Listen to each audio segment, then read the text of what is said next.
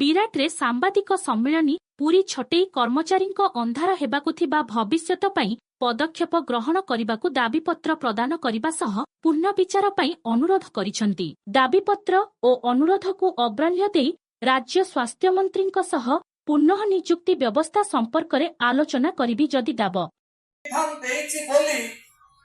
ଆମକୁ ସରକାର କୌଣସି ନା କୌଣସି କ୍ଷେତ୍ରରେ କାମରେ ଲଗେଇବ, ଚାକିରିରେ ଲଗେଇବ, ଆମକୁ ସିଏ ଦରମା ଦବ। ଦରମା ଯୋଉ ଦବ ସେ ଦରମା ମଧ୍ୟ ତାଙ୍କ ମର୍ଜିରେ ଦବ ନାହିଁ। ଦରମା ଯୋଉ ଦବ ତାହା ବିଶ୍ୱ ସ୍ୱାସ୍ଥ୍ୟ ସଂଗଠନର ଆଧାର କରିକି ତା ନିର୍ଦ୍ଦେଶ ମୁତାବକ ଜଣେ ଲୋକ ତାର ପରିବାର ବଞ୍ଚେଇବା ପାଇଁ ଯେତିକି କ୍ୟାଲୋରୀ ଖାଦ୍ୟ ଖାଇବ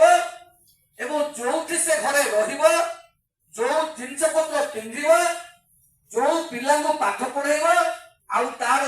ପିଲାମାନଙ୍କୁ ତା ପରିବାର ଯୋଗୁ